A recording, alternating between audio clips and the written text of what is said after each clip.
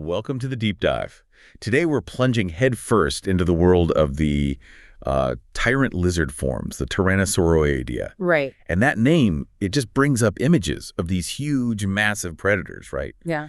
But while the most famous one, Tyrannosaurus rex, definitely fits that picture, their story is, well, way more complex. It stretches back millions of years before they were the top dogs. That's exactly right. We've pulled together some really fascinating stuff here to really get into this super family of theropod dinosaurs. Okay. We're going to look at their origins, which are maybe a bit surprising, their whole long evolutionary journey across, ancient Laurasia and all the twists and turns and how we even understand their family tree. So our mission for this deep dive is really to trace that pre-evolutionary path of these, well, incredible creatures. And you should probably get ready to have your idea of these dinosaurs challenged a bit, because it's a story that goes all the way from the Jurassic right up to the very end of the Cretaceous. And where they lived, it was huge. Fossil discoveries put them firmly across what's now North America, Europe, and Asia. Right. But what makes it even more interesting is this ongoing debate about whether Megaraptora belongs in this group. Because if they do, well, that could potentially stretch their ancient range all the way down to Australia and South America. Okay, let's unpack that, starting right at the beginning. Because honestly, one of the first things that really jumps out when you look into Tyrannosauroidea is just how different the early ones were from the giants we usually think of. Oh, absolutely. Yeah. For a massive chunk of their history, we're talking like 80 million years, Tyrannosaurids are actually pretty small, maybe mid-sized predators at best. Literally, 80 million years. Yeah. Think about DeLong, it was maybe 1.6 meters long. Or Guanlong, around 3 meters. These were probably quick, agile hunters, just a totally different picture from a huge T-Rex. So yeah, for most of the time they were around, they weren't these giant rulers. Huh. But I saw something interesting. A hint that maybe the move towards getting bigger started earlier than we thought. Something about teeth found in Japan. Yes, that's right, from the lower Cretaceous. They suggest an animal maybe around 5 meters long, which, is already getting pretty substantial. Oh, that's not small. Not at all. And you see this potential for a larger size continuing in some later early forms, too. Eotyrannus, for example, gets over 4 meters. And Apalachiosaurus was bigger still, over 6 meters. These are serious predators. Which just makes the jump to the late Cretaceous ones even more mind-boggling. You get Albertosaurus and Gorgosaurus hitting around 9 meters. Right. And then Tyrannosaurus, over 12 meters, maybe weighing more than, 6,400 kilograms. It's just a colossal increase from their ancestors. And the time scale is what's really key here. Like that 2010 review pointed out, you have about 80 million years where they're basically small to mid-sized. And then, boom, in the last 20 million years or so, they just explode in size, become some of the biggest land carnivores ever. It really makes you ask, what was going on? What pressures, what advantages drove that massive growth spurt so late in the game? Okay, this is where it gets really fascinating, looking at how their skeletons changed. Not just to get bigger, but, to become better predators. Let's start with the skull and neck. Yeah, the skull transformation is pretty amazing. Early on, their skulls were typically long, low, kind of lightly built, like a lot of other coelurosaurs. Okay. But as they evolved, especially those later bigger ones, the skulls got taller, much more massive, just really robust, clearly built for an incredibly powerful bite force. But even with those big changes in shape, there were some features that sort of stayed consistent, like a Tyrannosauroidea signature. Exactly. You pretty much always see this really tall premaxillary bone. That's the one right at the tip of the snout. It gives the front of the face a sort of blunt look, which is interesting because you see something similar convergently evolved in the Abelisaurids, totally different group. Also, the nasal bones on top of the snout. They're characteristically fused together, arched, and often have this rough, bumpy texture. And didn't they have weird front teeth? They did. Those premaxillary teeth are smaller than the others and have this distinct D shape in cross-section. Yeah. Very different from the blade-like teeth further back. And in most of them, Guanlong is an exception here. The early one, there's this noticeable ridge on the syringular bone in the lower jaw. Right. Moving down the body. Okay, they have the classic S-shaped neck, long tail, pretty standard theropod stuff there. But the arms and legs, that's where the story gets more specific. Absolutely. The forelimbs, they went through a really dramatic reduction over time. Early ones, like Guanlong, had fairly long arms, maybe 60% the length of the hind limbs, and they had the usual 3 fingers you see in lots of early coelurosaurs. Right, 3 fingers. Eotyrannus too, you said. Yep, Eotyrannus also had 3 functional fingers. But then, somewhere down the line, those arms started to really shrink. Yeah, the tiny T-Rex arms. Exactly. The later, more derived tyrannosaurids show this trend very clearly. Like in Tarbosaurus, the humerus, the upper arm bone, was only about a quarter the length of the femur, the thigh bone. Wow. And the finger count dropped too. By the time you get to Tyrannosaurus, you're down to just 2 functional fingers. Though, interestingly, some fossils show a tiny little remnant of a third metacarpal bone still there, just useless. And the second finger was always the biggest one left. Okay, what about the powerhouse? The hips and legs, they had to support all that weight and allow for movement. Any defining features there? Oh, definitely. The pelvis has several key traits that really scream Tyrannosauroid, even in the early ones. There's this concave notch on the top front edge of the ilium, the main hip bone, and a sharp vertical ridge on the ilium's outer surface right above the hip socket, plus a really big boot shape at the end of the pubis bone, often more than half the length of the pubis shaft itself. And the legs. They seem like they were built for speed, right? At least the earlier ones. That's the general idea. They had 4 toes, like most theropods, with the first toe, the hallux, held off the ground. But compared to other theropods, their hind limbs were proportionally quite long, especially the lower leg bones, the tibia, and the foot bones, the metatarsals. Okay. Those long proportions are usually linked to running fast. And interestingly, even giant Tyrannosaurus kept those proportions, even though we now think it was probably too huge to actually run very fast. It couldn't have, biomechanically. Now, here's a term I keep seeing. Arctometatarsus. Can you explain that? What is it and why does it matter? Right, the arctometatarsus. It's a really neat feature and a fantastic example of convergent evolution, different groups evolving the same thing independently. Cool. It's basically a condition in the foot where the middle long bone, the third metatarsal, gets kind of pinched or squeezed narrow at the top between the second and fourth metatarsals. I see. You see it in the Tyrannosaurids, the later family, and also in Apalachiosaurus. But crucially, the really early guys like DeLong didn't have it. So it evolved within the group. Seems like it. And what's cool is that other groups of fast-running coelurosaurs, like ornithomimids, troodontids, kynognathids, they also evolved this same pinched foot structure independently. It probably gave them some kind of advantage for running, maybe strengthening the foot or acting like a shock absorber. So putting this all together, the family tree, the classification of these tyrant lizard forms, it sounds like it's been, well, a work in progress for paleontologists. That's putting it mildly. It's definitely evolved a lot. I mean, Tyrannosaurus itself was named way back in 1905. Tyrannosauridae, the family, came soon after. But the bigger group, Tyrannosauridae, the tyrant lizard forms, wasn't formally named as a distinct superfamily until 1964. And where did scientists originally think they fit in the grand dinosaur picture? Well, for a long time, through much of the 20th century, they were usually lumped into Carnosauria, which was kind of a grab bag for big meat-eating dinosaurs. And within that, people often thought allosaurids were their closest relatives, maybe even their ancestors. But then the early 1990s brought this huge shift. New ways of analyzing relationships, called cladistics, really shook things up. Right. These studies firmly moved tyrannosaurids into Coelurosauria. That's a much bigger group, includes things like ornithomimids, oviraptorosaurs, even birds. And now that's the standard view. Everyone agrees tyrannosaurids are big, specialized coelurosaurs. We mentioned that arctometa whatever foot thing earlier. Did that play into these debates? Arctometatarsalia. Yes, it did for a while. Back in the 90s, some researchers proposed grouping tyrannosaurids with troodontids and ornithomimosaurs, partly based on that shared pinched foot. They called the group Arctometatarsalia. Oh. But then, remember how we said early tyrannosaurids like DeLong didn't have it? That showed it must have evolved independently in those different fast-running groups. So the whole idea of Arctometatarsalia as one distinct unified group kind of fell apart. It's a great example of convergent evolution messing with classifications. And wasn't there another idea, something about Tyrannoraptora, linking them really closely to birds? Ah, yes, Tyrannoraptora. That was proposed by Paul Sereno in the mid-90s.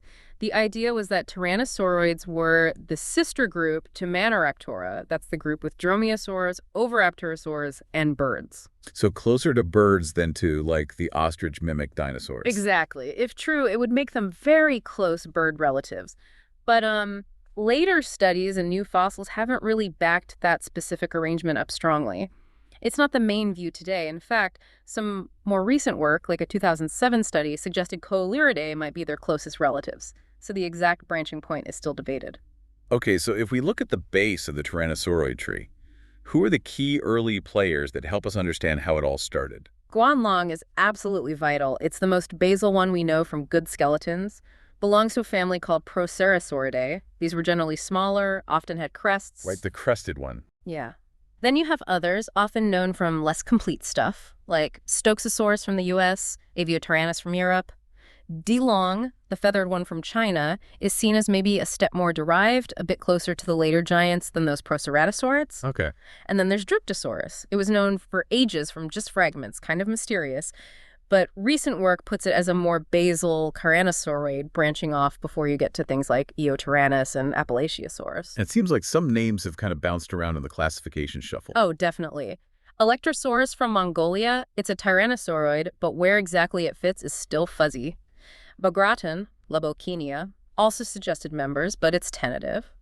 And Siamatyrannus from Thailand, first called an early tyrannosaurid, now most think it's actually a carnosaur. Shows how ideas change. Right. And there's even Iliasuchus, known just from bits of hip bone, but those bits look tantalizingly tyrannosauroid-like. Could be one of the earliest ever, but we need way more fossils to be sure. So it sounds like within Tyrannosauridea, there are maybe two main groupings the scientists feel more confident about now. That's generally right. We use these diagrams, cladograms, to show relationships. You'll often see one for the whole Tyrannosauridea group, showing Proceratosauridae at the base, then Dilong, Eotyrannus, and then leading up to the family Tyrannosauridae. Okay. And then there's often a closer look at Eutyrannusauria. That's a more exclusive club. Basically includes everything except the Proceratosaurids and maybe Dilong. So it includes Tryptosaurus, Appalachiosaurus, and the whole Tyrannosauridae family with its subfamilies like Albertosaurinae and Tyrannosaurinae. Got it.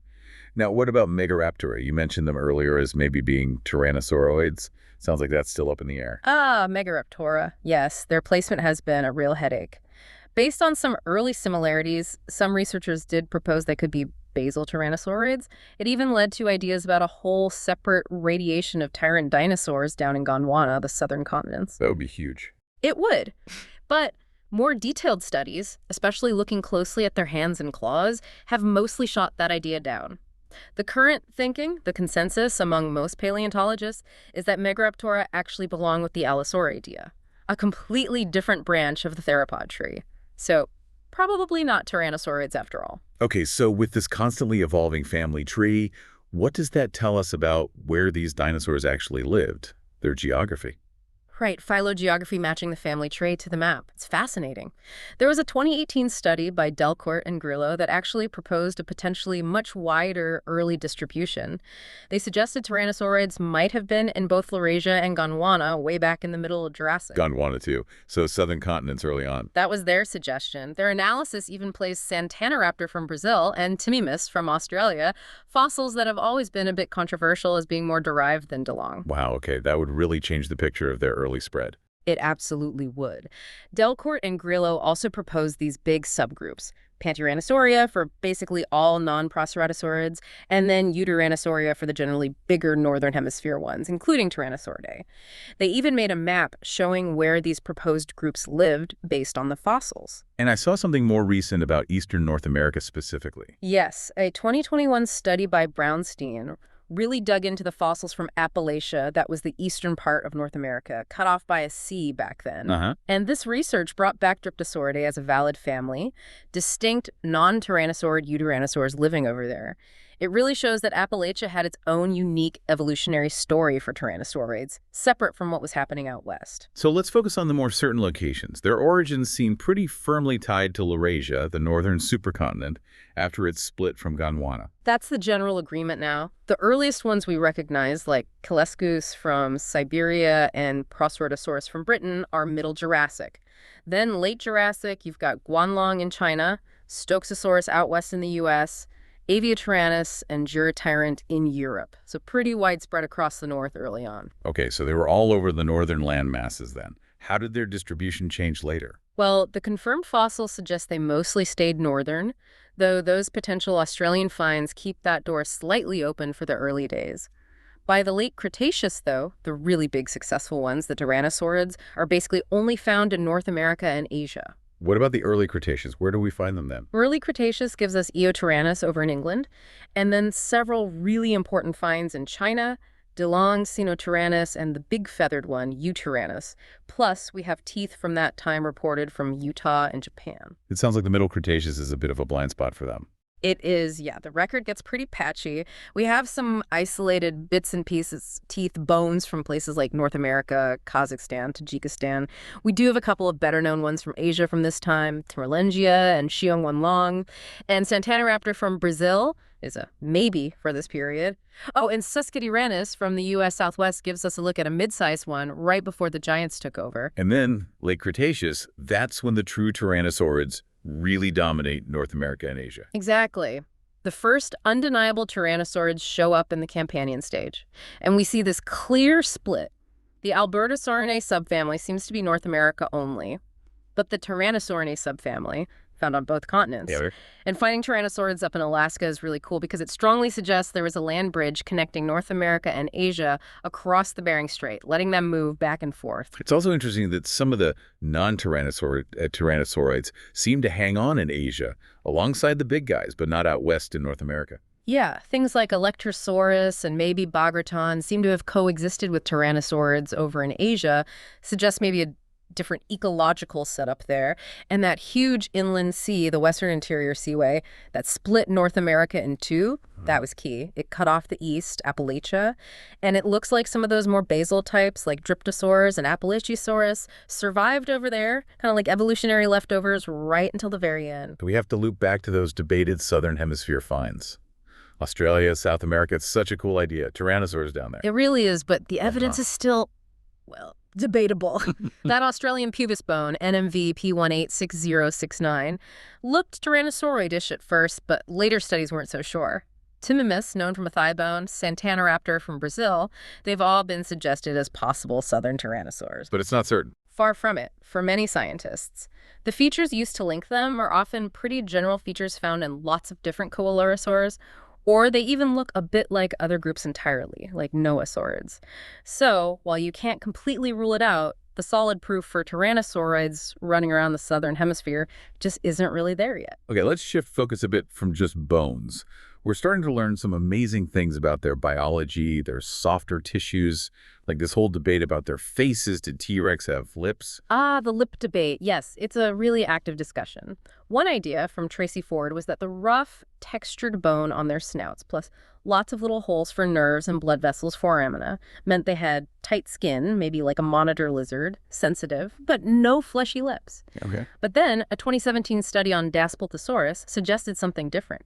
They compared the skull texture to crocodiles and proposed they had flat sensory scales covering the snout, kind of like a croc. But comparing them to crocs isn't necessarily perfect, is it? That's a really important counterpoint. A presentation in 2018 pointed out that croc scales on the snout are actually cracked skin, hardened epidermis from growth, maybe not the same as the bone texture itself. Ah. Yeah. This alternative view suggests the bumpy bone texture is more like what you see under scales in lizards and snakes, lepidosaurs, and that texture is on tyrannosaur skulls. The argument for lips hinges partly on those foramina, the nerve holes. In theropods, the number isn't super high. It's actually consistent with modern animals that do have lips. Lips might even be the default primitive condition for land vertebrates. Maybe the weird fleshy snout tissue in crocs is a special adaptation for their aquatic life. So the jury's still out on the lips. Very much so. Still an open question. Okay, another huge area, body covering. Feathers. We know lots of early coelurosaurs had proto-feathers. What are the ancestors of T-Rex? Yeah, the finds from the Ixian Formation in China, those fossils with preserved filamentous structures, they've completely changed the game for understanding dinosaur evolution. And DeLong was the first tyrannosaurid found with direct evidence of these things. They were branched filaments, not complex flight feathers, probably for keeping warm, and even Eutyrannus, which was pretty big, was covered in these extensive feathers, so it wasn't just the tiny ones. So it seems pretty likely that feathers, some kind of feathers, were standard issue for early tyrannosaurids, just like for many coelurosaurs. That seems very probable, yeah. Part of the basic coelurosaur toolkit, but then you look at the later giant tyrannosaurids like T-Rex itself, and the picture gets fuzzier. How so? Because we actually have fossil skin impressions from several of these big guys: Gorgosaurus, Tarbosaurus, Albertosaurus, Daspletosaurus, even Tyrannosaurus, and the patches of skin we have show small, pebbly, non-overlapping scales. No feathers in sight in those particular samples. That's a big difference from DeLong and Eutyrannus. How do scientists explain that? Did they lose their feathers? That's one of the main ideas. Several possibilities are on the table. Maybe feathers were still there on other parts of the body we just haven't found skin from yet. The known patches are often from the legs, belly, underside of the tail. Okay. Another popular idea is secondary loss due to huge body size. Just like elephants or rhinos have very little hair compared to their smaller relatives, maybe giant tyrannosaurs lost most of their feathers to avoid overheating. It's a thermoregulation thing. Makes sense. There was even a study in 2017 that suggested maybe the scales weren't true scales, but some kind of modified structure derived from feathers. Yeah. Though we need more evidence for that one. And of course, you always have to consider preservation bias. Maybe delicate feathers just didn't fossilize as often as tough scales. Right. Fossilization is tricky. Now, beyond feathers or scales, a lot of these tyrannosaurids had some pretty wild headgear, didn't they? Crests, horns, bumps. They absolutely did. Bony crests and other skull decorations were surprisingly common across the group. Guanlong, that early one. It had this amazing, large, elaborate crest on its snout. Surprisingly delicate, full of holes. Wow. DeLong had smaller Y-shaped ridges. And even in the later tyrannosaurids, those fused nasal bones on top of the snout often have that rough rugose texture, maybe indicating some kind of keratin covering or thickened skin. And some had actual bumps and horns. Definitely. Alioramus is famous for its row of 5 bony bumps along the snout. Appalachiosaurus had lower bumps, and you see similar things on some Daspletosaurus, Albertosaurus, Tarbosaurus. Then you get the distinct horns over the eyes, the lacrimal horns, in Albertosaurus, Gorgosaurus, Daspletosaurus. Interestingly, Tarbosaurus and Tyrannosaurus didn't have those lacrimal horns, but instead had these crescent-shaped bony bumps behind the eye on the postorbital bone. So what was the point of all this facial furniture? The leading idea is visual display. Probably for recognizing members of their own species, maybe telling males from females, or for courtship displays showing off to attract a mate. Like a billboard on their face. Kind of, that big, fragile-looking crest on Guanlong. Some suggest it's an example of the handicap principle in sexual selection. Meaning, if you can survive and thrive with this big, awkward, maybe even detrimental thing on your head, it signals to potential mates that you must have really good genes. You're strong, despite the handicap, like a peacock's tail. It's costly, but it attracts mates. Fascinating. Okay, lastly, what do we know about how these apex predators actually reproduced? Unfortunately, not a whole lot. The fossil record is pretty stingy when it comes to direct evidence of behavior like that. We do have finds of very, very small, basically baby-sized tyrannosaur fossils, neonates, which gives us a starting point for understanding their size when they hatched. But not much else. Not much else, definitively. We need more fossils, maybe nesting sites or eggs, to really piece together their growth, their nesting habits, their whole life cycle. Still lots of questions there. So as we wrap up this deep dive on the Tyrannosauridea, it's clear we've covered this incredible evolutionary journey. I mean, from those relatively small, maybe fast-moving beginnings to becoming these absolutely dominant apex predators. Huge changes in size, their skeletons shifting, especially those arms shrinking away. It's quite a story. And it's a story where our understanding keeps changing. The whole picture of their family tree, where they fit, how they spread across the globe, it's constantly being updated with new fossils, new analyses, that idea of them maybe being more widespread early on. That's still a really exciting area to watch. Yeah, absolutely. And all these details about their biology, the lip debate, the whole feather versus scales thing, those amazing head crests, it just makes them feel so much more real, and shows how much we're still figuring out. Which really brings us to a final thought for you, the listener, to chew on. What you think were the real driving forces behind that incredible size increase in the later tyrannosaurs? Was it changing prey, competition, something else in their environment? Or, thinking about that potential early global spread, what would that mean for how we pictured their initial success and the ecosystems they were part of way back then? Thinking about those why questions really helps appreciate just how dynamic their evolution was.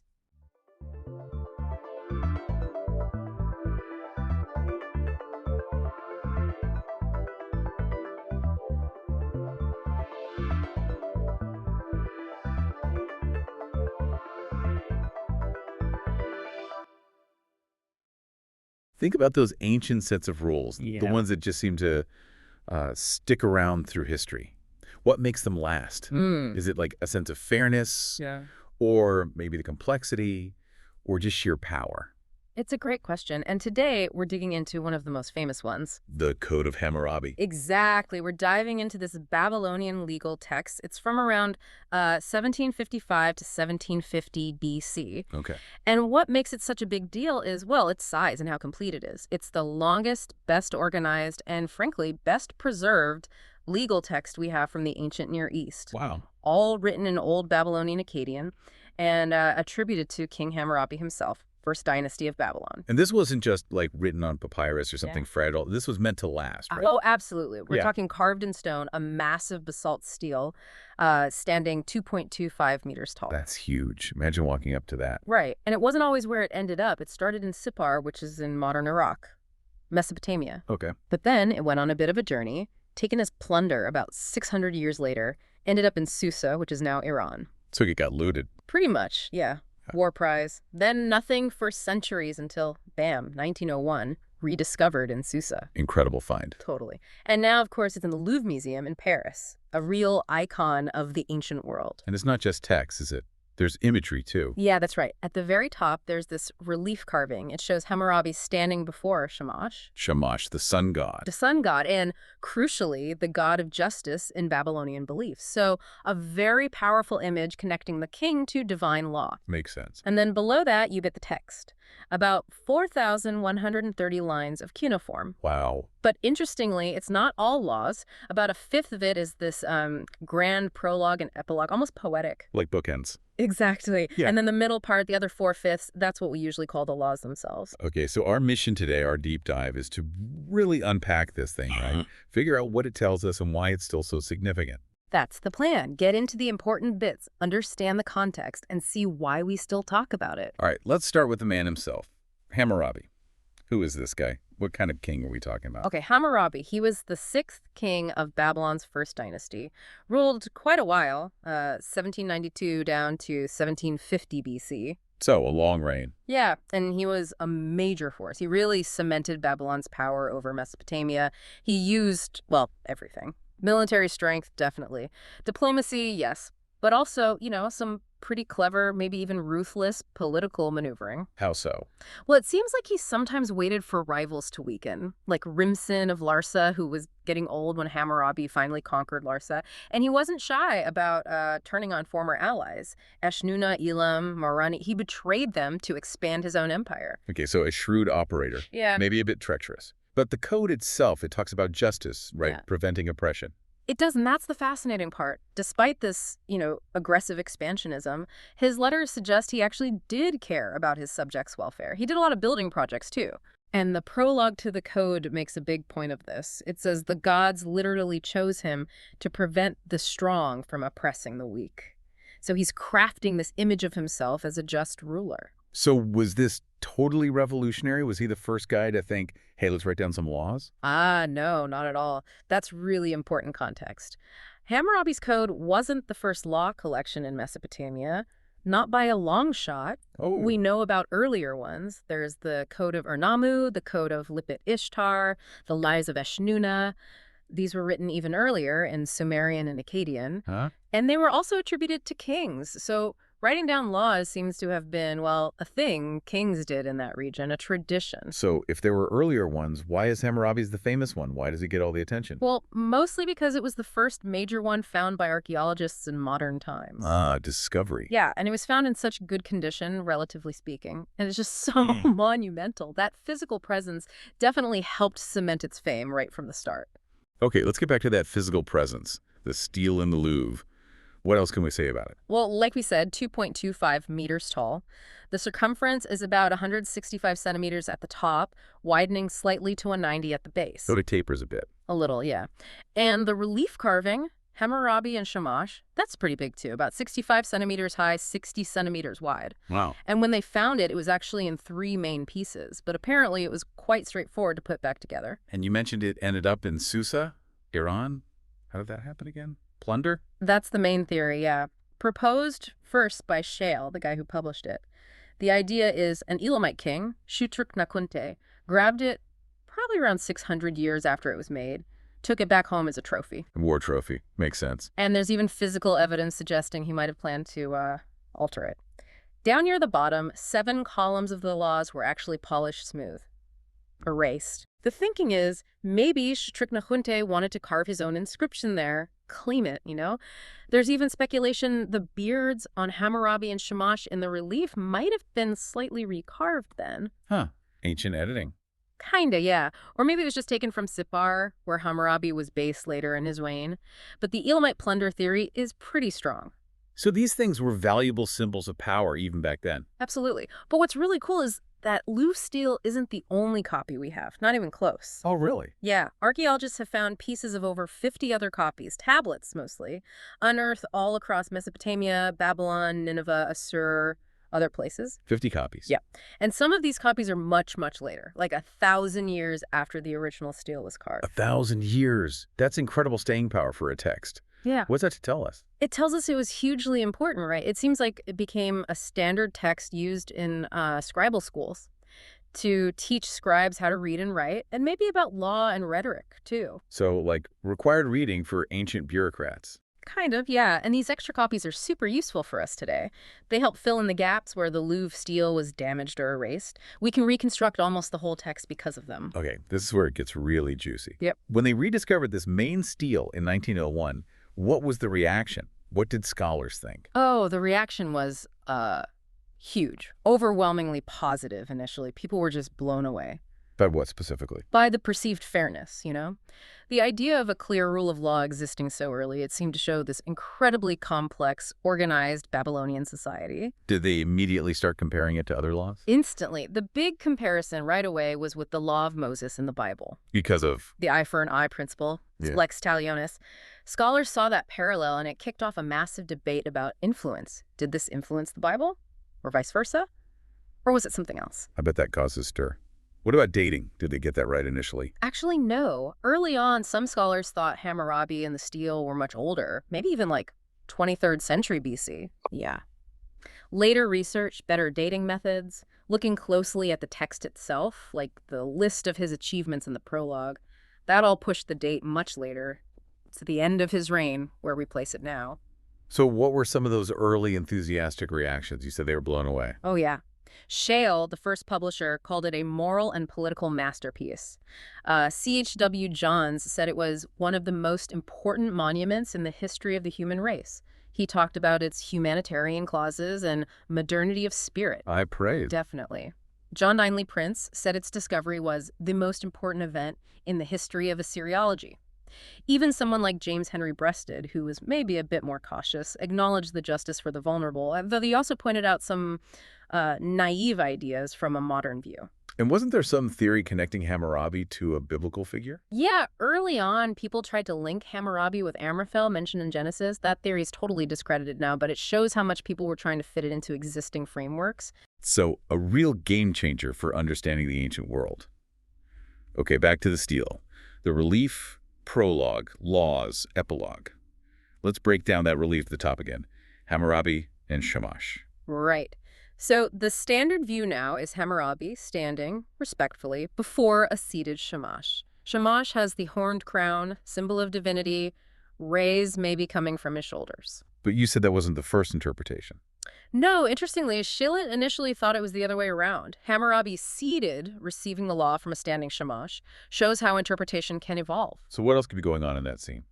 Well, scholar Martha Roth lists a few ideas. Maybe Hammurabi is presenting the laws to the god, or maybe he's receiving or even offering back these symbols, the rod and ring. What do the rod and ring represent? Often seen as symbols of kingship, authority, justice. Or another view connects them to measuring tools, like for building temples, symbolizing Hammurabi bringing order, measuring out justice. Okay. Whatever the exact action, the point is clear. Hammurabi's rule and his laws are sanctioned by the divine. It gives huge legitimacy. That visual punch must have been powerful. Okay, on to the prologue. You said it's about a fifth of the text, poetic. What's it actually saying? Right, the prologue and epilogue together are hefty chunks. The prologue, about 300 lines, is very formal, almost poetic. It uses this literary structure called ring composition, starts and ends with similar themes. And the theme is? Divine right to rule, basically. It tells a story. The top gods, Anum and Enlil, give ultimate power over humanity to Marduk, Babylon's main god. Marduk elevates Babylon. Then Annam and Enlil specifically choose Hammurabi to be king. And why him? What's the justification given? Explicitly to prevent the strong from oppressing the weak. That phrase again. It also says he rises like Shamash, the sun, over the black-headed people, a term from Mesopotamians bringing light and justice. So setting himself up as the protector. Exactly. And then for over 200 lines, he lists his achievements. First person, I did this, I restored that temple, I won this battle. He keeps calling himself Nadam, which means something like pious or devout, and he uses that metaphor of being a shepherd to his people. Sounds like he's really building his resume there. Definitely. It's a long list, which is one reason we think the code dates to late in his reign. After all that, he declares he's done what Marduk wanted, established Kiddamu Misharam, truth and justice for everyone. Okay. But interestingly, the prologue itself never actually says, and here are the laws. It just ends with Inumiyu at that time, and then boom, you're into the laws. Got it.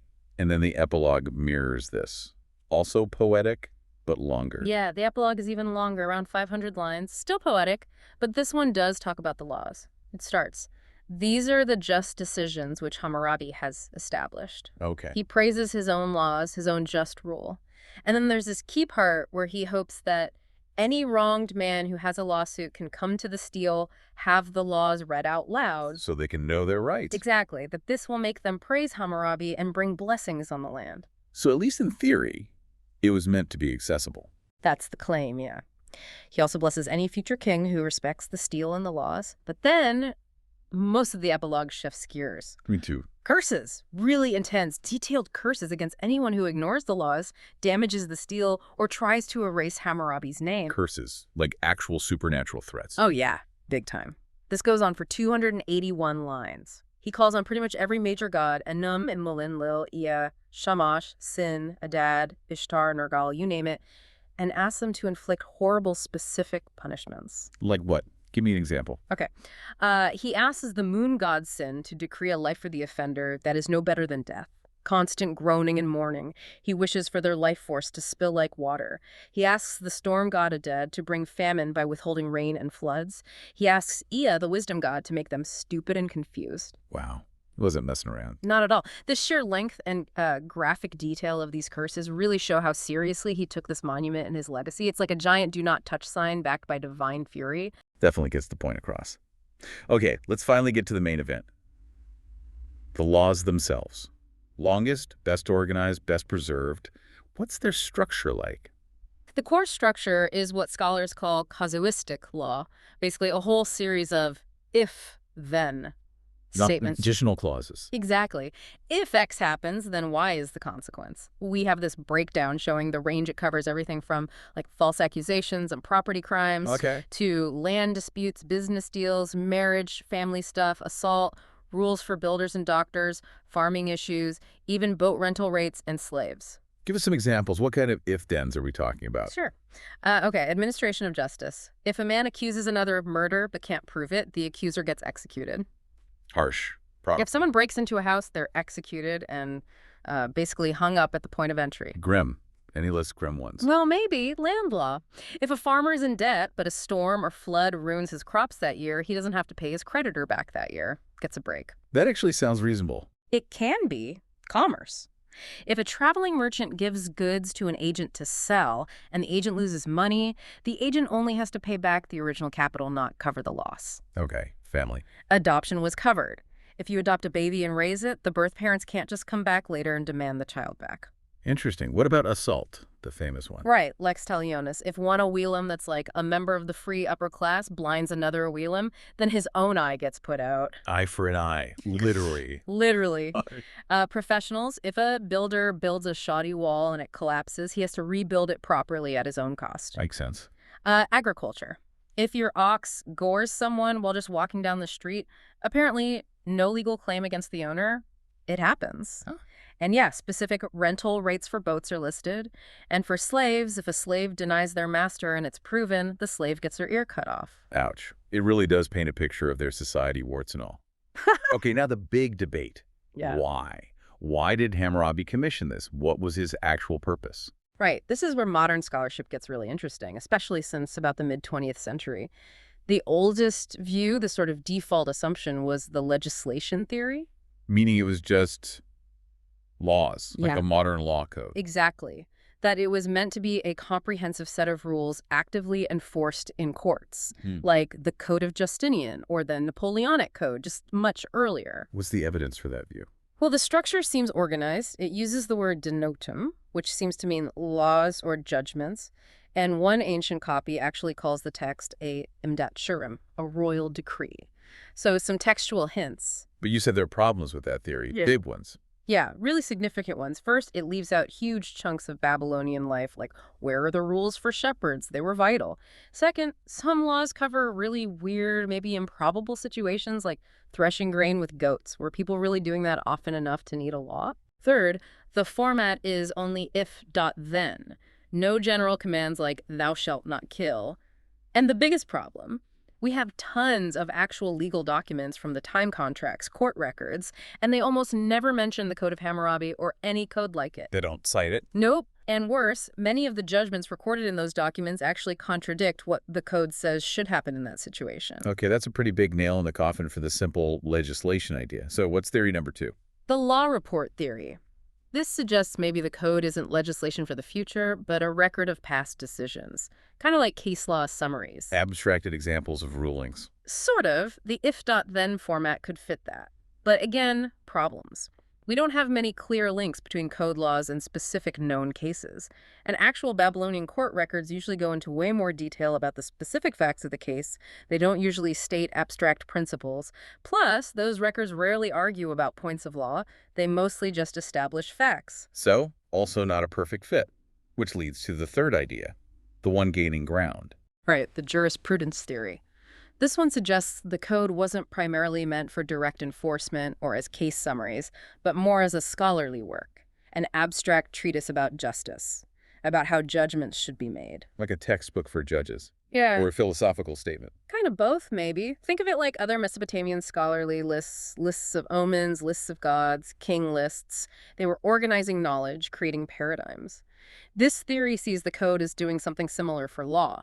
It's about the principles of justice, a model for legal reasoning. How does that explain the problems with the other theories? Well, it explains why actual court cases don't always match it. It wasn't necessarily a binding statute book. It also explains the weird or unlikely laws that might be there to complete a logical sequence or pattern following principles of Mesopotamian list science, like varying one element to create a new case. Opposition, pointillism. List science. Yeah, the way they constructed these long, systematic lists in many fields. And crucially, it fits perfectly with the fact that the code was copied in scribal schools for 1,000 years. It makes sense as a foundational text for education, teaching legal principles, and scribal craft. That actually makes a lot of sense. It reframes the whole thing.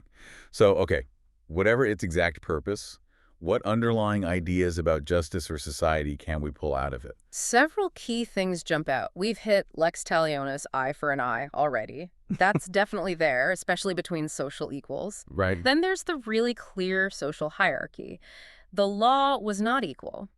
Your class, Awalum, elite, Mushonim, commoner, Mordamontum, slave, massively affected the punishment or compensation. Maybe even your rank within those classes mattered. So justice depended heavily on who you were and who the other person was. Absolutely critical point. But on the other hand, there are hints of things we'd recognize. Like presumption of innocence, you get punished for false accusations if you can't prove them. There's a big emphasis on written evidence, especially for contracts. You needed proof. Generally, it seems to follow one crime, one punishment, and maybe some recognition of intent, though that's debated. And the public display. Suggests an ideal of accessibility, even if practical literacy was low. And finally, while the king's authority comes from the gods, the laws themselves are very secular, not much ritual or religious law in the main body. Interesting. What about the language itself? Old Babylonian, Akkadian. Anything tricky there? The style is pretty regular, formulaic, which helps learners, but the script itself was a bit old-fashioned. Even then, signs and vertical boxes read right to left. The if-shuma-then structure is very consistent, using specific verb forms. Any words that are still debated? Oh yeah. Those social classes, Awolum and Mushanum, we're still not 100% sure exactly who they were, their precise status or origins. And legal terms like dinum or didum, law, judgment, case, and musharum, justice, equity, maybe a specific type of royal decree, getting the exact nuance is tough. Translation always involves interpretation. So even reading it is complex. How does Hammurabi's code relate to other law collections, ancient and maybe even later? Well, within Mesopotamia, strong links to the earlier codes we mentioned. Similar divine justification, prologues, epilogues, similar types of cases, similar language. The one crime, one punishment idea seems like a shared legal tradition. Some argue Hammurabi might be harsher, more focused on punishment than earlier compensation-focused codes, but it's clearly part of that stream. And outside Mesopotamia? Well, the big one is the Mosaic law debate. The similarities in format, lex talionis, specific cases like the goring ox, they're undeniable. Direct borrowing, probably not, is the consensus now. More likely a shared Near Eastern legal background or tradition. But the spirit is often seen as different, more theological focus in the Hebrew Bible. Any hints of influence further afield? Greece, Rome? People have suggested links to the Greek Goldie Code or the Roman 12 tables, but the connections are pretty tenuous for most Roman law. Tracing direct lines to modern law is really hard because the main potential path runs through Mosaic and Greco-Roman law, and those links are already debated. But you do see fascinating parallels, like maybe Law 238 about ship losses potentially relating to later maritime law concepts, like general average. Faint echoes across time. How is the code seen outside academia by, regular people or other fields? It's often treated, especially in legal history or political science, as if it was just straightforward legislation that was actively enforced. That legislation theory perspective is still quite common outside of seriology. And it shows up in symbolic places. Definitely. Hammurabi's portrait is carved in the U.S. Capitol building, along with other famous historical lawgivers. And you find replicas of the stele in big international places, the UN in New York, the Peace Palace in The Hague. It's become a global symbol of ancient law. An icon. Lastly, what about specific areas like medicine and the broader political message? The code is interesting because it does dip into regulating medical practice. Sets fees, rules for surgery, but also really harsh penalties for malpractice, especially if the patient was upper class. Shows medical responsibility was taken seriously. Right. And politically, it's a masterclass in using law to shore up social order and hierarchy. The different applications based on class aren't accidental. They reflect and reinforce the power structure of Babylonian society. The harshness was likely about maintaining control. So, a tool of statecraft as much as justice. You could certainly argue that. While we wouldn't use its specifics today, the very act of writing down laws, making them public, in theory, codifying responsibilities that represents a huge step, it laid groundwork for ideas about justice, fairness, accountability that, in vastly different forms, we still grapple with. So, pulling it all together, the Code of Hammurabi, this incredible stone monument packed with text. Right. It's our best window into that specific moment in Babylonian society, their ideas about justice, how law was developing. Exactly. Whether as a code, a report, or jurisprudence, it's invaluable. It shows this ancient society trying to establish order, define right and wrong, even if its purpose is still debated. A powerful piece of human history, no doubt. And that leads to our final thought for you, the listener.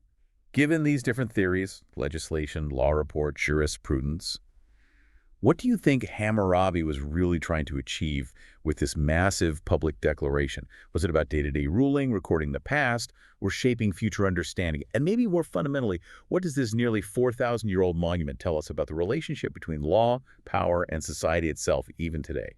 Something to think about. We definitely encourage you to look up images of the stele and maybe even translations of the laws themselves.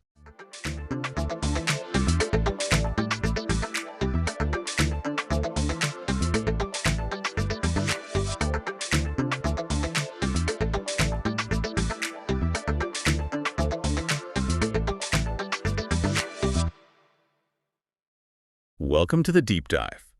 Today, we're diving into, well, tea. It's the drink, apart from water, that more people enjoy globally than pretty much anything else. It really is everywhere. Exactly. And you might think, okay, tea, it's simple, right? Hot water, a bag, maybe some milk.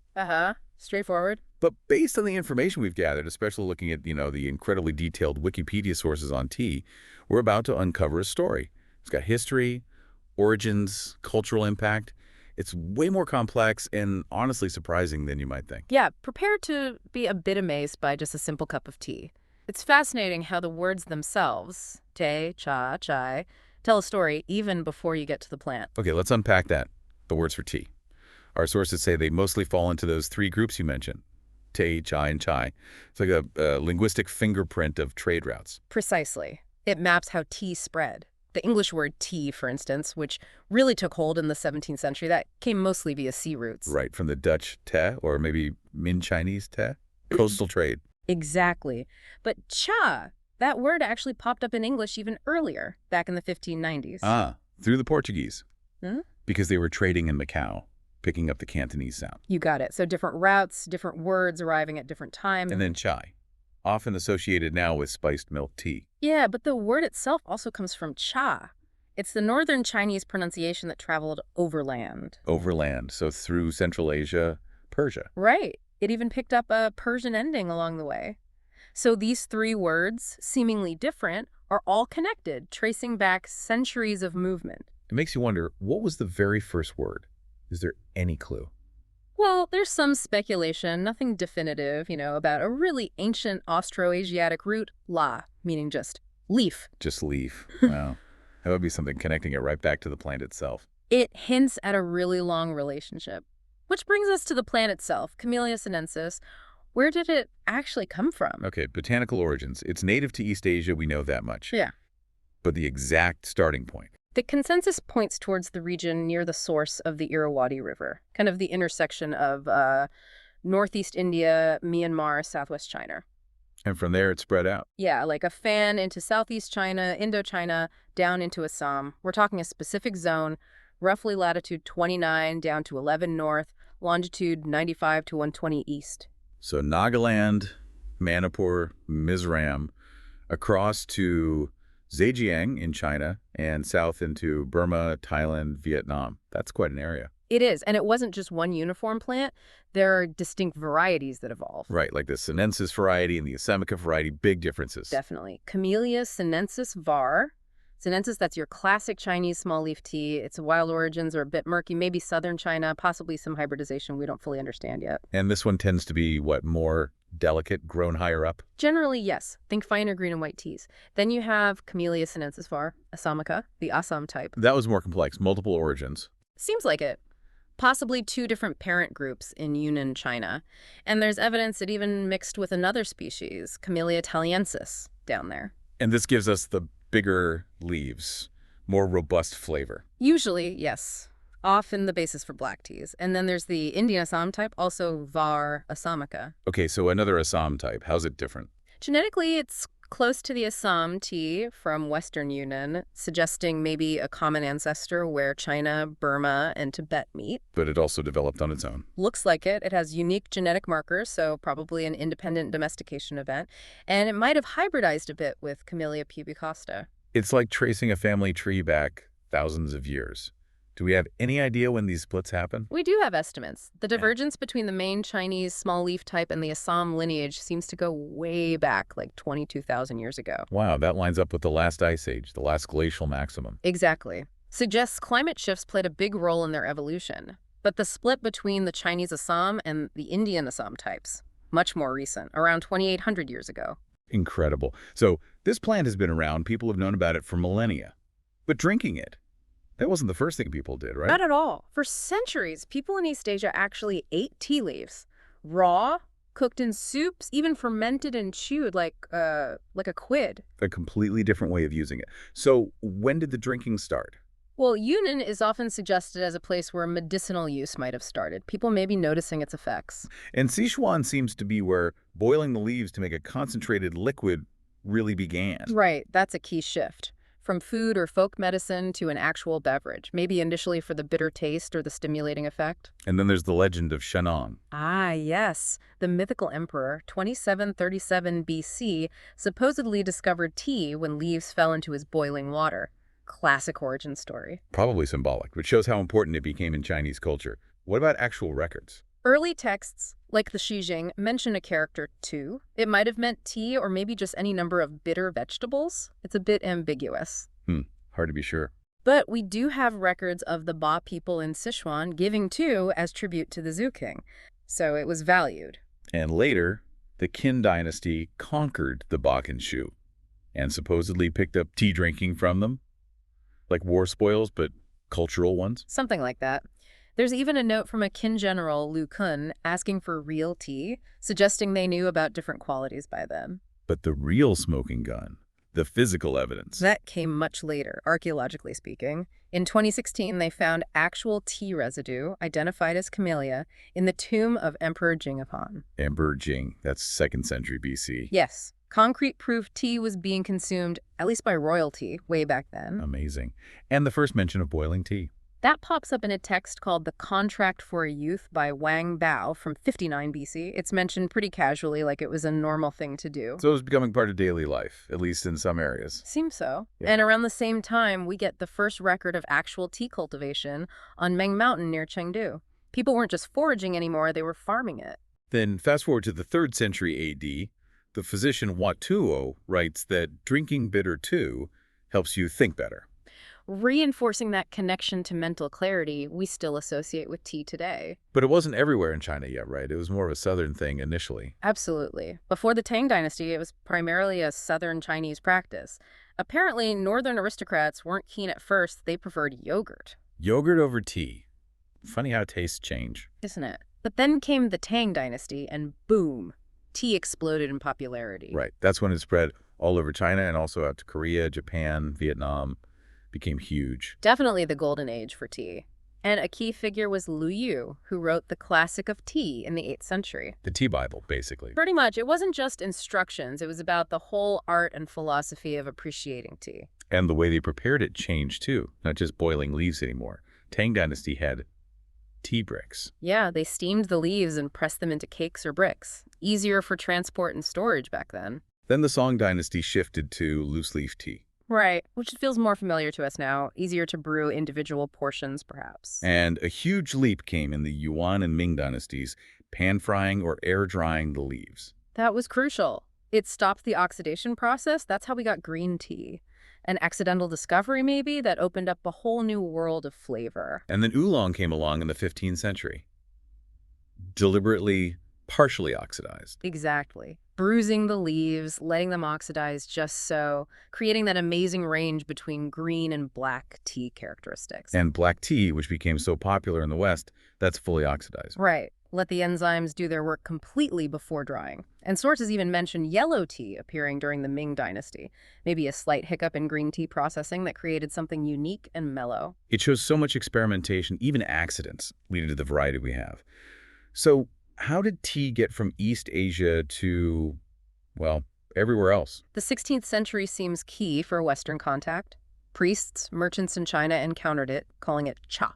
And the first written mention in Europe. A Venetian text from 1545 uses the word chiai, but getting actual tea to Europe took a bit longer. The Dutch were pioneers here, weren't they? They were. The Dutch East India Company shipped it from Macau to Java in 1607. Then, in 1609, they bought tea in Japan, specifically for Europe. That really got the ball rolling westward. And the Netherlands took to it quickly. Yeah, it became quite popular there, then spread into Germany, France, and even over to their colony, New Amsterdam. Future New York City. Meanwhile, what about Russia? They got it overland, right? Yes, a bit later, mid-17th century. A key moment was 1638. A Mongolian ruler gifted a bunch of tea to Tsar Michael I. Wasn't there a funny story about the envoy almost refusing it? Yes. Apparently he thought dead leaves were useless, but the ruler insisted. Good thing he did. It led to regular counter-caravan trade for tea between Russia and China. Tea's huge in Russia now. And England, the quintessential tea-drinking nation. How did it start there? Early mentions in letters and travelogues in the early 1600s describing this cha or cha. But it wasn't common yet. No. It started appearing in London coffee houses around 1657. Samuel Pepys famously tried it in 1660. And Catherine of Braganza, the Portuguese queen. Big influence. She arrived in 1662, already a tea drinker, and made it fashionable at the English court. Gave it that royal stamp of approval. Still, it stayed expensive for a long time, not an everyday drink yet. Right. Took until the 18th century to really catch on more widely.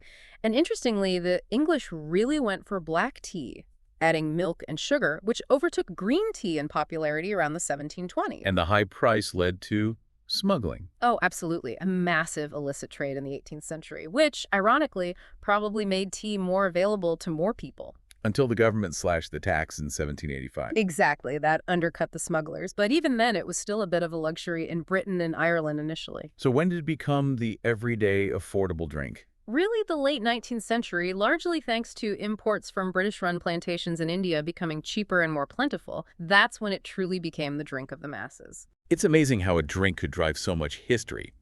The Boston Tea Party. Sparked by the Tea Act, yeah, fueling the American Revolution. And Britain's huge tea habit led to trade imbalances with China, contributing to the Opium Wars. A darker side of that demand, definitely. Britain was desperate to break China's tea monopoly. Which led them to try growing it in India. Yes, they introduced Chinese tea plants there in 1836. Archibald Campbell started experiments in Darjeeling around 1841. That led to the famous Darjeeling tea industry. And wasn't there some kind of espionage involved? Getting plants out of China? Robert Fortune's mission in 1848 sent secretly to China to basically steal tea plants and knowledge. Quite the story. Did his plants work out? Not all thrived, but crucially, the British had also discovered a native Assam tea variety in India. They hybridized that with Chinese types, used Chinese methods, and built a massive, successful industry in Assam. Though in India itself, tea drinking wasn't widespread among Indians initially. Mostly Anglo-Indians at first. It took a big push from the India Tea Board in the 1950s to make it the national drink it is today. And the Brits also started the tea industry in Sri Lanka, Ceylon back then, around 1867, spreading it further. Absolutely. It's quite a journey. Maybe we should switch gears a bit and look at what's actually in the tea, chemically speaking. Good idea. So when you brew tea, you get a mix of things, right? Some stuff dissolves, some is suspended. Exactly. It's a solution and a suspension. And the most famous component is caffeine, of course. How much caffeine are we talking? It's about 3% of the dry leaf wheat. In a standard cup, that could be anywhere from, say, 30 to 90 milligrams. It really varies by tea type brand, how strong you brew it. Is black tea generally higher than green? Per gram of leaf, yes, typically. Black tea might have 22, 28 milligrams per gram, while green tea is more like 11, 20. And there are other related stimulants, too. Smaller amounts, yeah. Theobromine, which you also find in chocolate, and theophylline, they all contribute to that feeling of alertness. What about that slightly drying, puckering feeling you get sometimes? Astringency. That comes from polyphenols.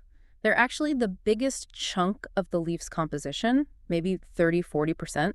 This includes things like flavonoids and one you hear a lot about, EGCG. EGCG gets a lot of press regarding health benefits. Yeah. What's the scientific take on tea and health overall? Well, despite centuries of belief and a lot of preliminary research, the strong, high-quality evidence for major health benefits, it's just not quite there yet. Beyond the alertness from caffeine, that is. So the idea that drinking tea regularly prevents major diseases or significantly improves health, it's not strongly backed by current science. That's the consensus from the rigorous reviews cited in our sources. It doesn't mean there are no effects, but strong proof for big claims is lacking. And nutritionally, is tea a good source of vitamins or minerals? Not really significant amounts of essential nutrients in a typical cup. The main exception is manganese. A cup can provide a decent chunk of your daily need for that. Anything else to be aware of? Fluoride. Yes, tea does contain fluoride, and levels can be notably high in brick tea, which uses older leaves and stems. If someone drinks huge amounts of that kind of tea, especially brewed for a long time, and if it's grown in acidic soil, there could be a risk of excessive fluoride intake. Interesting. A reminder that even natural things have nuances. Okay, let's talk about growing it. Cultivation. Right. Camellia sinensis is evergreen, loves tropical and subtropical weather. But surprisingly hardy. Can grow in cooler places too. Some varieties can, yeah. Places like Cornwall in the UK, Scotland, even Washington State, and Vancouver Island in North America. And down south, Tasmania, New Zealand, it's adaptable. How do they start new plants? Seeds or cuttings? Both are possible. Seeds take longer, maybe 4 to 12 years before the plant produces its own seeds. Cuttings are much faster for commercial growing, ready to harvest in about 3 years. And what does it need to thrive? Climate zone? Rainfall? Soil? Needs climate zone 8 or warmer, decent rainfall over 120 centimeters or 50 inches a year, and it definitely prefers acidic soils. And the best quality teas often come from higher ups. Often, yes. Up to 1,500 meters. The cooler temperatures slow down growth, which seems to concentrate the flavor compounds in the leaves. makes for a better cup. And we're mainly talking those two main varieties again, Sinensis and Assamica. Those are the big two, yes. Sinensis for most Chinese, Taiwanese, Japanese teas. Assamica for pu'er and most Indian teas, though Darjeeling is an exception. Leaf size is a way to tell them apart. Generally, Assam type has the largest leaves, China type the smallest. There's also a Cambodian type, intermediate size, which turns out to be a hybrid between the China and Assam types. And Darjeeling tea, also a hybrid. Seems that way. A mix of the Chinese small leaf and the Assam large leaf characteristics shows how much mixing has gone on over time. How do they manage the plants for harvesting? They prune them down to about waist height, makes it easier to pluck the leaves, and encourages lots of new shoots. And they only pick the very newest growth. Exactly, just the top inch or two, the bud, and the youngest couple of leaves. These are called flushes. It's very selective work. How often do these flushes grow? During the growing season, pretty quickly, every 7 to 15 days, a new flush appears. But interestingly, sometimes slower growth actually means better flavor. Like with Darjeeling's famous first flush. Precisely. That first flush after winter is highly prized for its delicate taste.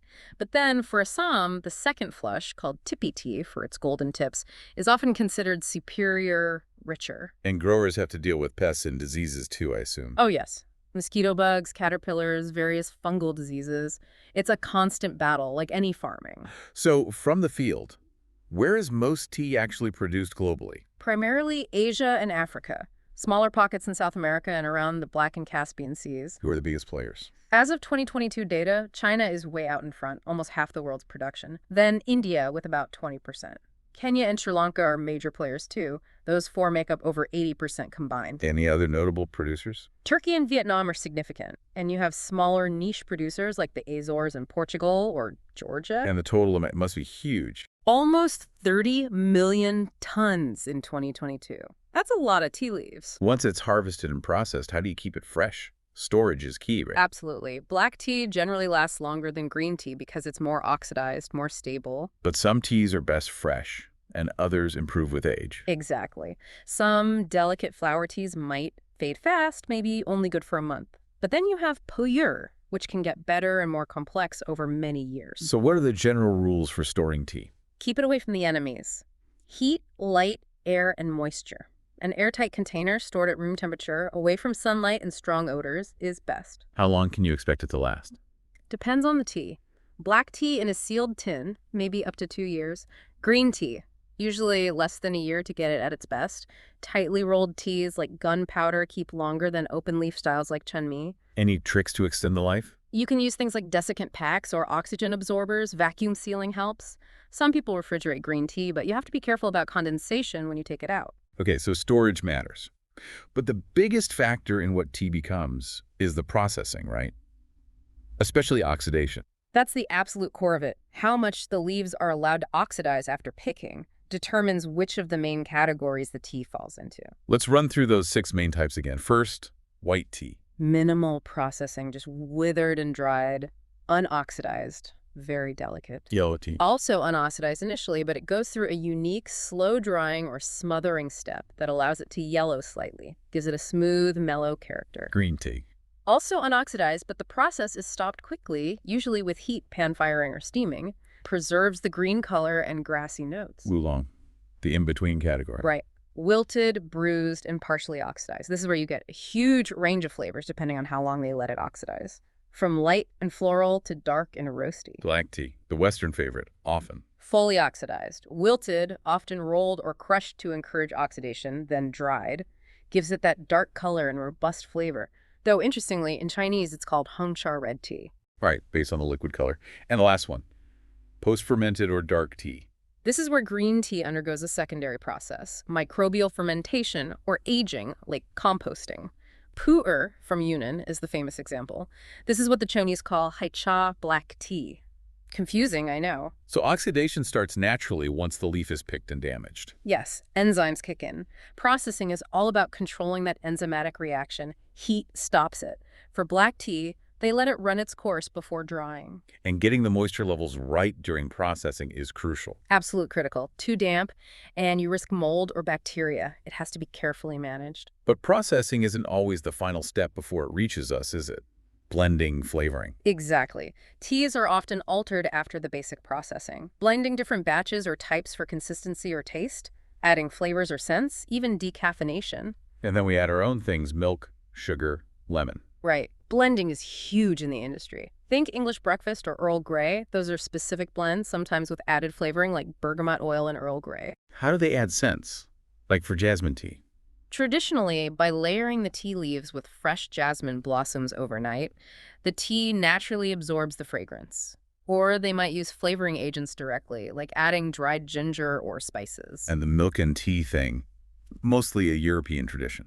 Started there around the late 17th century, very common with black tea in Britain, Ireland, and cultures influenced by them, like India with masala chai. Why add milk? Does it change the taste? It definitely softens it. The idea is it binds with some of the tannins, reducing bitterness and astringency, making it smoother. Though not traditional everywhere in China. Han Chinese generally don't add milk, but the Manchus during the Qing dynasty did, and so did the elite. And Hong Kong milk tea is a direct legacy of British influence. And then there are really different milk additions, like Tibetan butter tea. Yeah, yak butter and salt, a whole different purpose, energy-rich, warming, very different from a splash of dairy milk. Lemon is common too, right? Eastern Europe, Russia. Yes, adds a bit of brightness. And in Poland, tea with milk is common enough to have its own name, Bawarka. Even white tea in Australia just means tea with milk. And the age-old debate, milk in first or last. Huh. Yes, arguments on both sides. Milk first might cool the tea, maybe better for the milk proteins. Tea first lets you judge the strength and add milk to taste. Didn't it used to be a class thing too? Supposedly, yes. Pouring boiling water into fine porcelain without cracking it showed you had quality stuff, so you'd put tea in first. If your cup might crack, maybe milk first to temper the heat. A bit of social history there. And some science suggesting milk might reduce some benefits. A 2007 study indicated it might negate some antioxidant effects. So it's complicated. Let's shift to how we buy it. Packaging. Tea bags are dominant now. Ubiquitous. Yeah. And supposedly invented by accident. An American merchant, Thomas Sullivan, sent samples in silk bags around 1907. And people just dunked the whole bag in. That's the story. It wasn't his intent, but convenience won out. They really took off in the UK after rationing ended post-WWII. Tetley launched them commercially there in '53. What about those pyramid bags? Introduced in the late 90s. The idea was to give the leaves more room to expand closer to loose-leaf brewing, supposedly for better flavor. But some are plastic. Environmental concerns. Yes, some non-biodegradable materials raise concerns about microplastic pollution.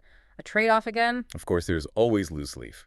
Still preferred by many enthusiasts for quality and control. Comes in tins, bags, chests, sometimes vacuum-packed to keep it fresh. Requires more kit though, right? Yeah. Strainers, infusers. Yeah, tea balls, presses, special teapots, or just simple filter bags. Or the traditional Chinese gaiwan, that elegant lidded bowl. More effort, but often better results, especially with high-quality teas. Then there's compressed tea. Bricks and cakes. A very old form, mostly for transport and storage, especially for aging teas like pu'er. It lasts longer than loose leaf this way. How do you use it? Break bits off. Exactly. Loosen a piece and steep it. Back in the Tang Dynasty, they actually ground compressed tea into powder and frothed it. Which led to the whisked matcha ceremony in Japan. That's the lineage, yes. Transmitted during the Song Dynasty. Compressed tea isn't common in China now for daily drinking, replaced by loose leaf in the Ming era. But it's still important in places like Tibet and Mongolia. Where it was even used as currency. And it's the base for that butter tea we mentioned. What about instant tea? Like instant coffee? Pretty much. Developed in the 30s, commercialized in the 40s and 50s. Dissolves in hot or cold water.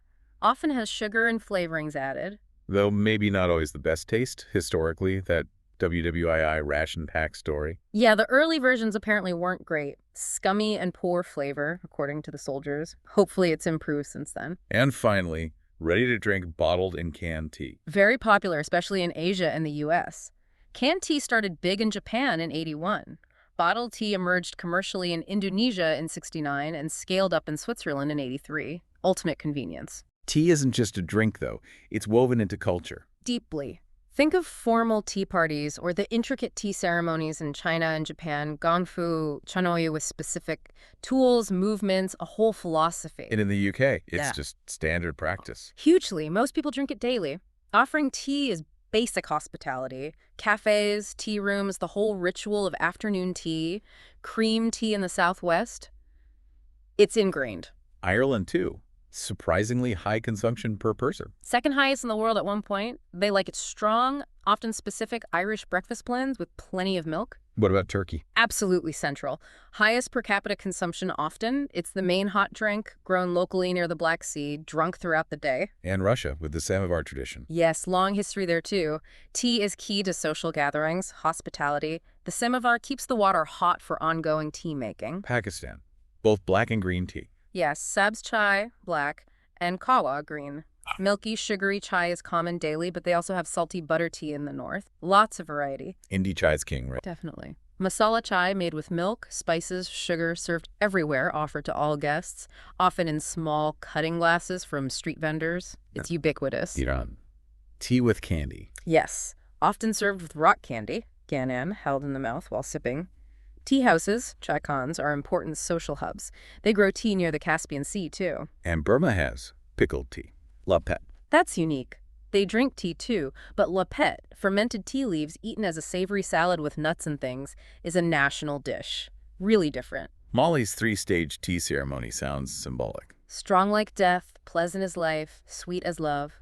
Green tea brewed 3 times with increasing sugar, central to their social grin gatherings. And the U.S., mostly iced. Overwhelmingly, yes, about 80%. And sweet tea in the Southeast is iconic, a real cultural marker there. It really shows the diversity.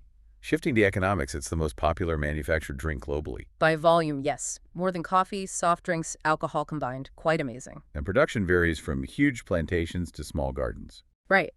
Big estates, especially in India and Sri Lanka, supply large companies. But you also have smallholders producing specialty, high-end teas, often fetching much higher prices. Who drinks the most? India overall, but Turkey per person. Exactly.